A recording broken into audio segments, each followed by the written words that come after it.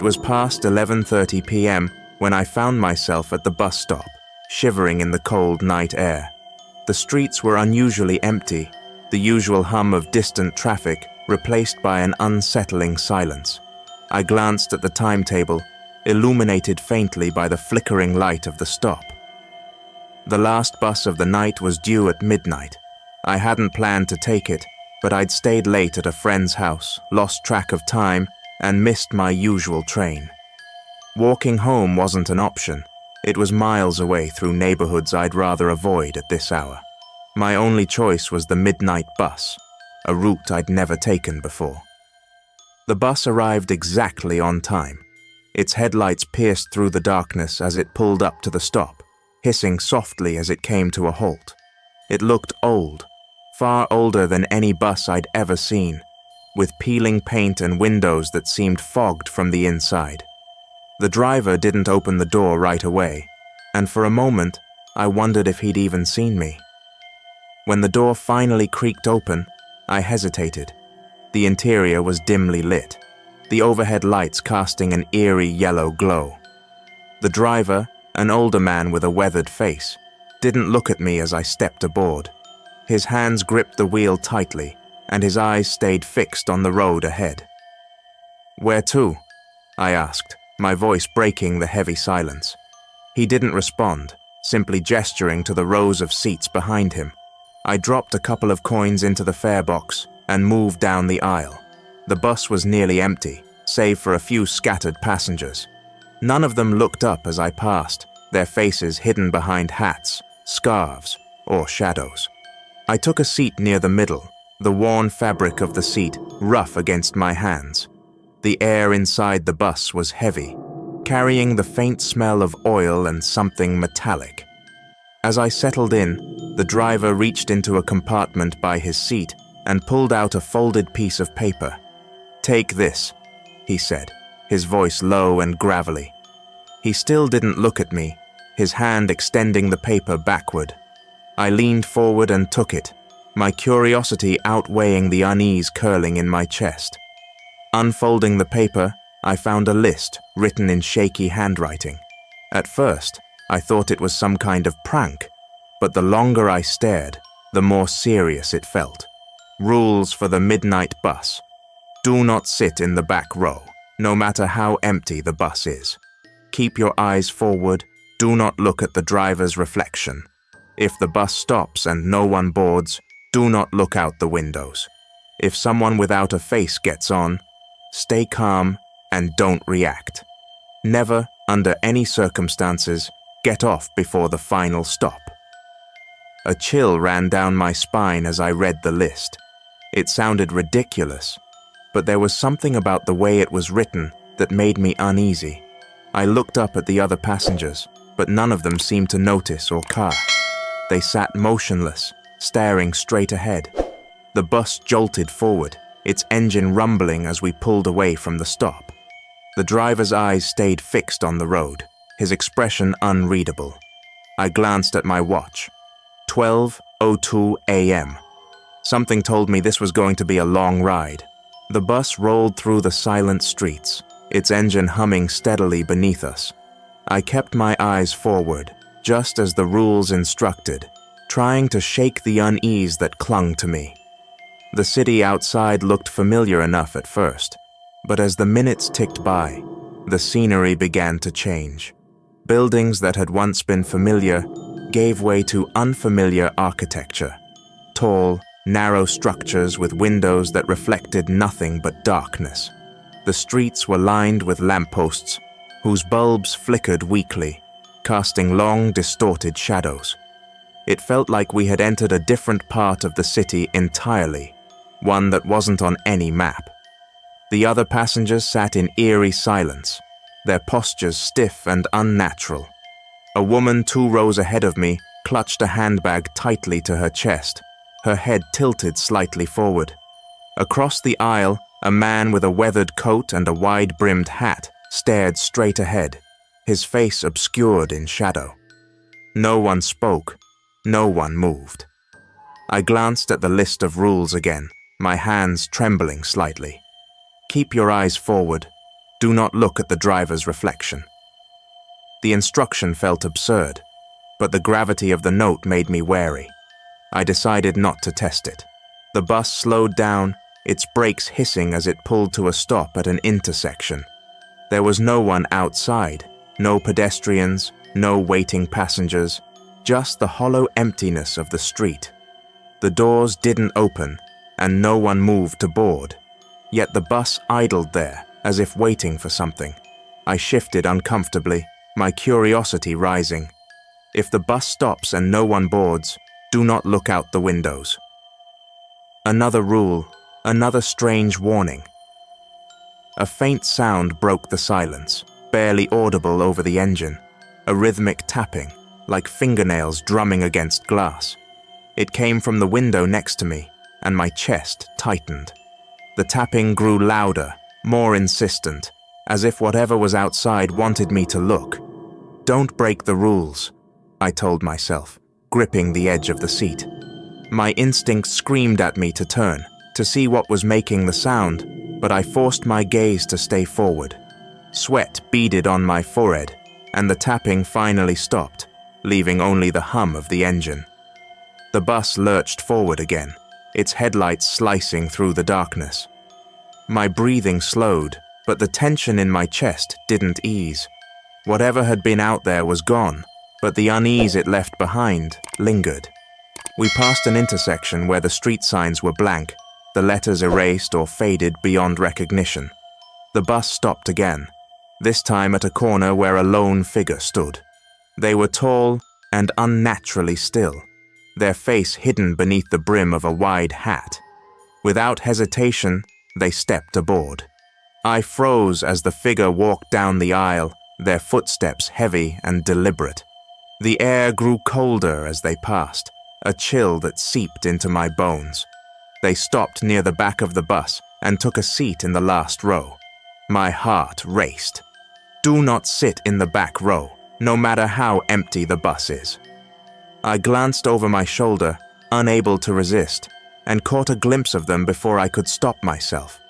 Their face, or lack of one, sent a jolt of terror through me. It was smooth and featureless, as if their head was sculpted from wax. Quickly, I turned back around, my breaths shallow. The bus continued forward, the hum of the engine louder than before. My hands gripped the list of rules like a lifeline, the paper crumpling under my trembling fingers. The ride wasn't over, and I knew the worst was yet to come. The silence in the bus was unbearable, thick and suffocating. The figure in the back row remained perfectly still, and I couldn't shake the image of its blank, featureless face. I tried not to look, but my mind kept returning to it. How could something be so wrong? I glanced around the bus at the other passengers. They all seemed oblivious to what was happening. The woman with the handbag, the man in the weathered coat, none of them reacted to the figure. None of them seemed to notice anything out of the ordinary. The road outside continued to pass by, but the scenery had become more surreal. The streetlights flickered in irregular patterns, casting twisted, grotesque shadows on the empty sidewalks. The world outside felt off, like it was warping, shifting, and I wasn't sure if it was the bus or my mind that was doing the bending. Then, without warning, the bus lurched violently. The lights flickered once more, and the entire vehicle shuddered as if something enormous had just passed beneath it. The driver's hands gripped the wheel tighter, but he didn't react. He remained focused, his eyes fixed forward. Do not look at the driver's reflection, I remembered, my stomach twisting.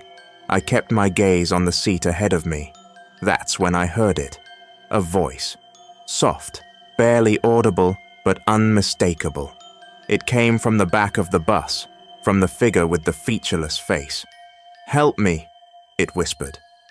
The words sent a jolt of panic through me, and against my better judgment, I turned my head slightly. I couldn't help it.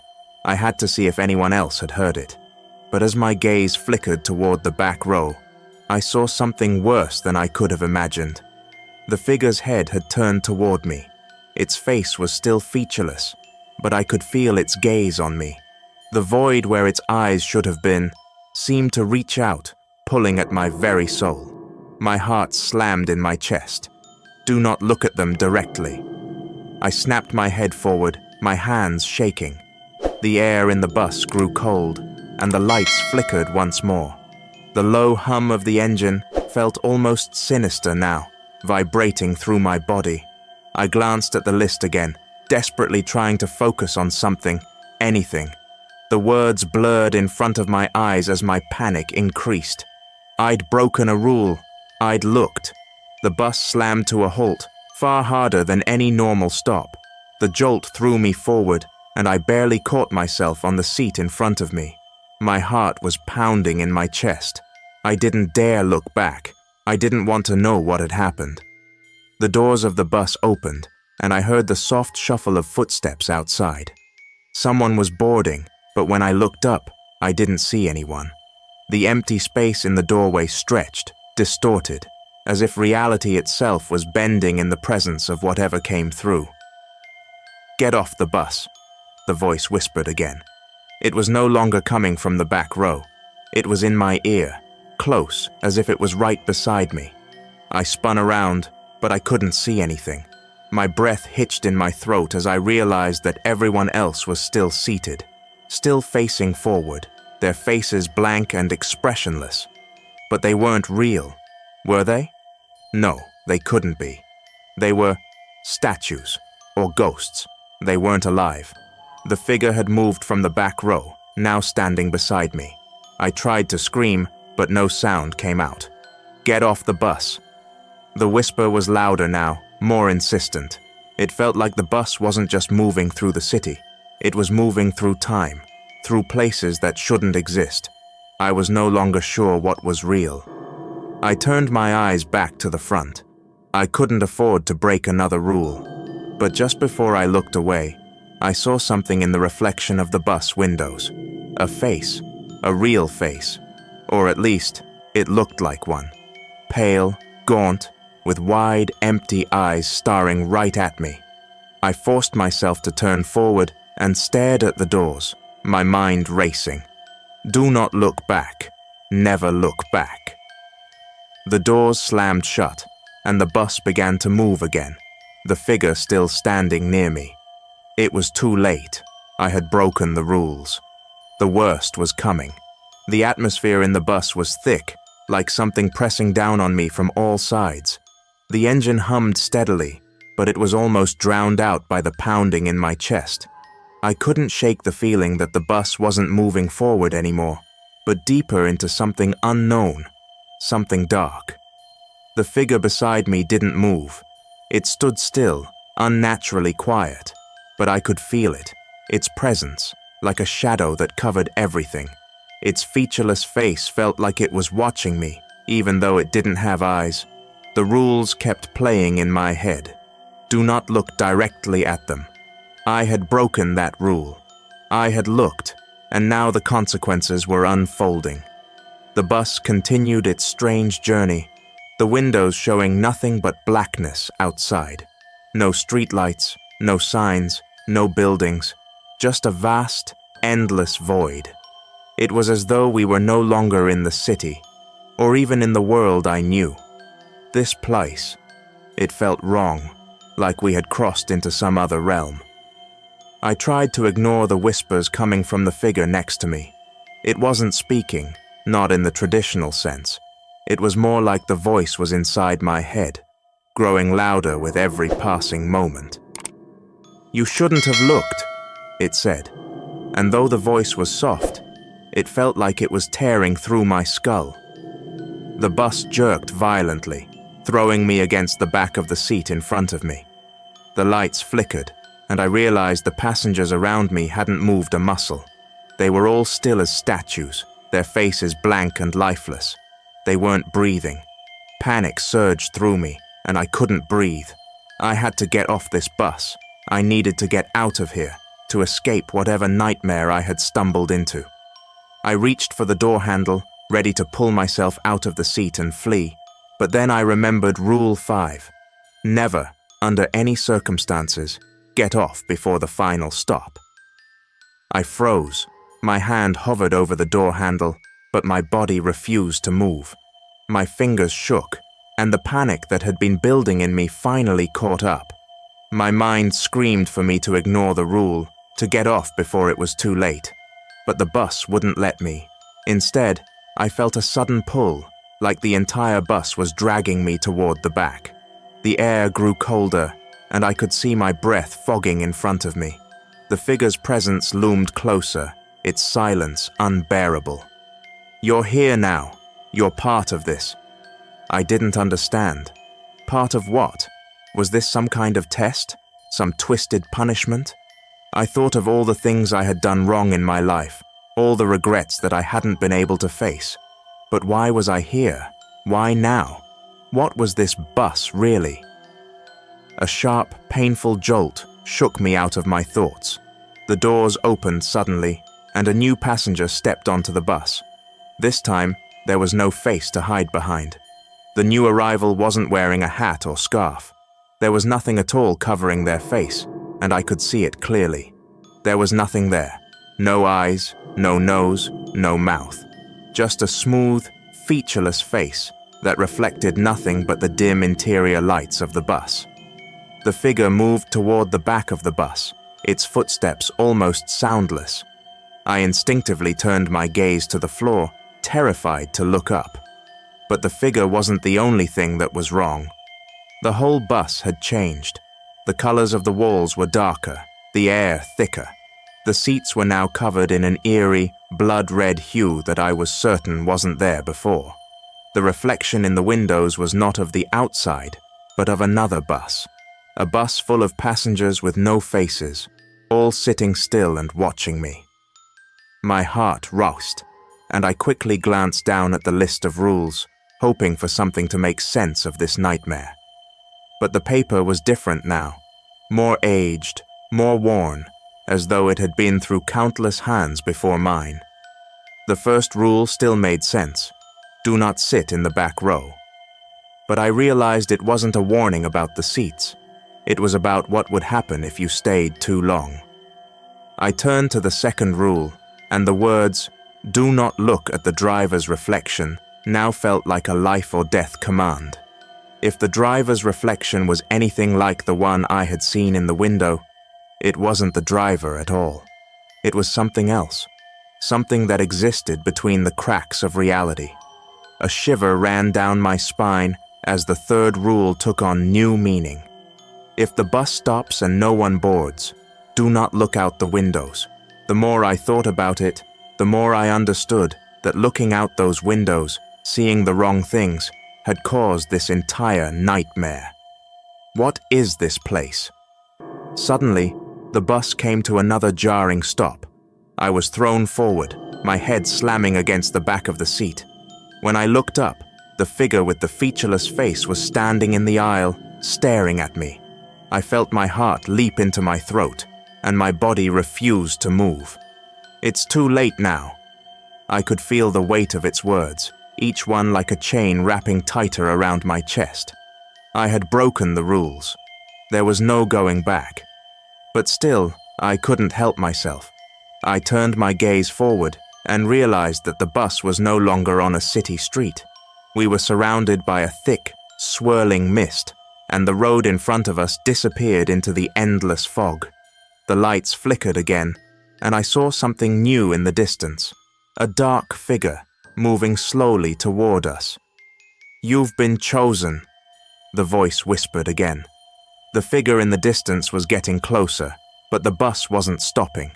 There was no place to hide, no place to escape. It was already too late.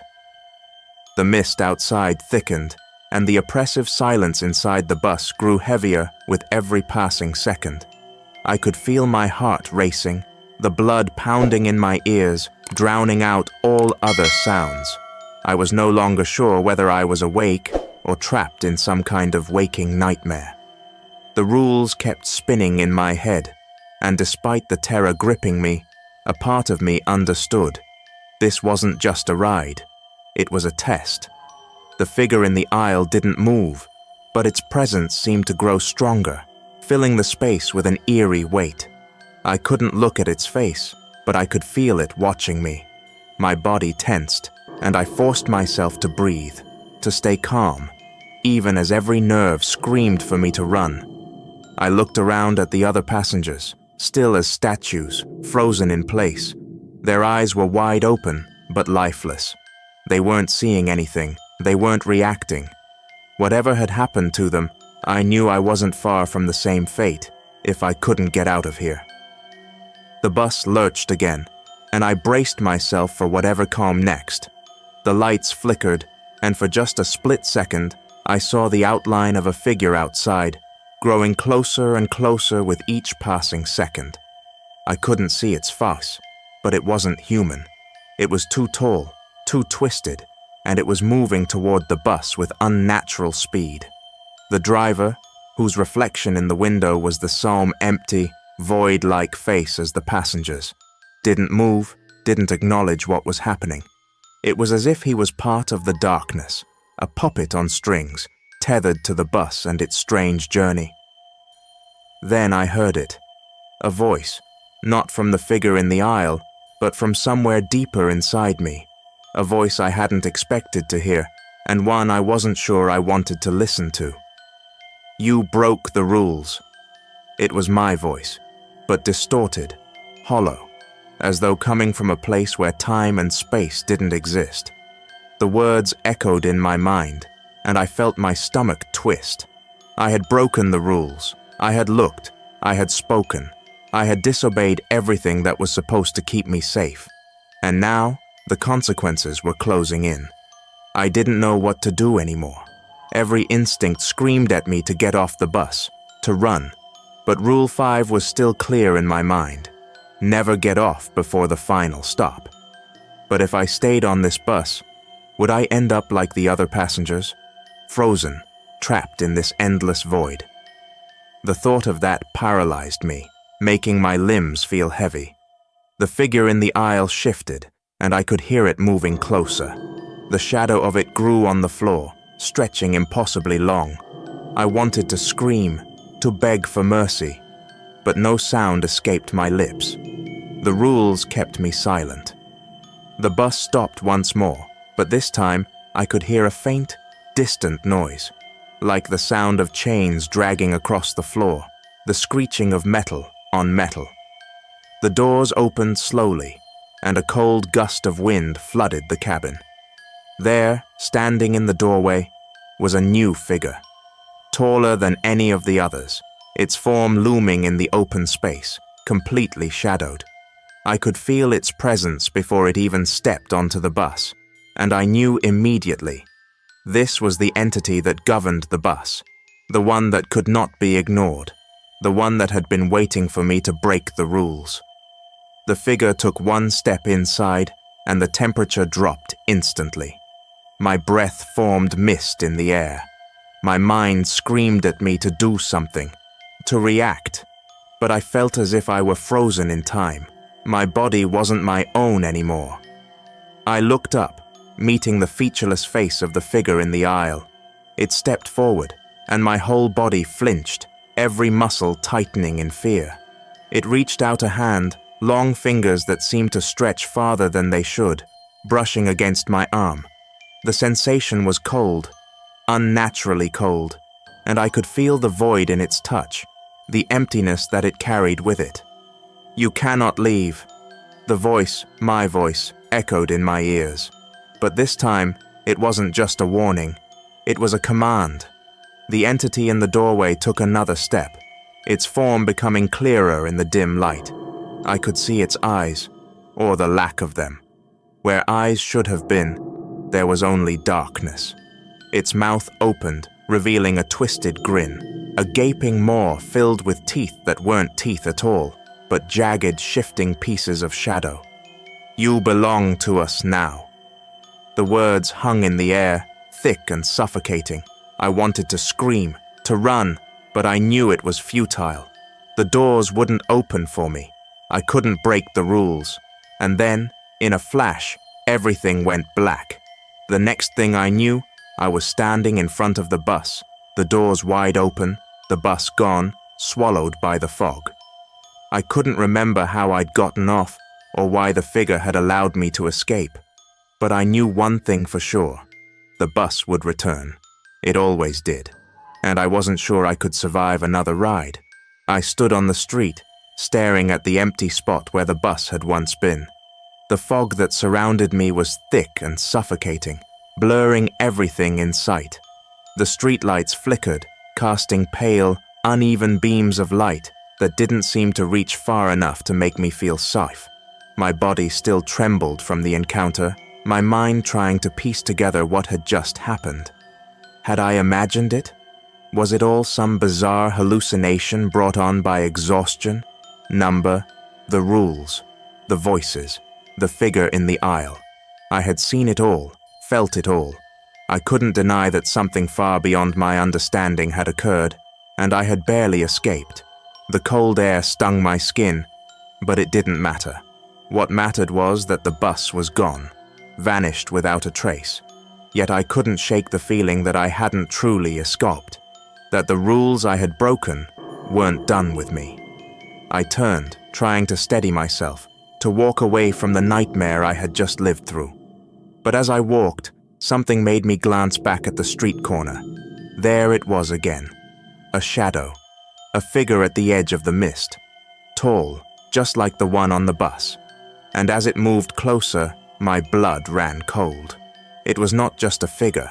It was the same void-like silhouette, the same presence I had felt on the bus, and its distorted form was unmistakable. I stumbled back, my feet frozen in place. The figure reached toward me, its hands impossibly long, its body impossibly tall. I tried to speak, to scream, but the words died in my throat. "You can't leave." I knew that voice, my own, but twisted, warped, as if echoing from somewhere beyond. My heart pounded in my chest as I backed away, my legs unable to carry me fast enough. It was the bus. The bus had found me again, or perhaps it had never really left. The rules weren't just about the journey. They were about control, about keeping those who boarded trapped in a cycle that could never end. I remembered the last time I'd been on the bus, how I had managed to get off. I didn't know how I'd done it, but something told me the cycle hadn't broken. It had merely paused, waiting for me to fall into it again. It's always the same. I spun around, hoping to find some kind of escape, but the streets had changed. The familiar buildings were now looming, twisted structures, casting strange shadows that didn't align with the mist. The sky was darkening, and the streetlights flickered in a way that made the air feel colder. The figure stepped closer, its footsteps echoing like a drumbeat in my chest. Every part of me screamed for me to run, but I couldn't. It was as if the very ground beneath me had shifted, making it impossible to move. "You broke the rules. You're part of the cycle now." My breath hitched as the figure's hands reached out, its fingers brushing against my arm. The coldness seeped through my clothes, through my skin, into my bones. The void of its presence consumed me. I knew what I had to do, but I also knew there was no escape anymore. I looked down at the list of rules, now crumpled and torn, as though it had been with me for much longer than I could remember. It was pointless to even try to follow them at this point. I had already broken them all. The fog swallowed me, and the city around me faded into darkness. The last thing I heard was the distant echoing sound of bus wheels, the hum of the engine, and the sound of a door creaking open. The cycle would begin again, and I would be its next passenger.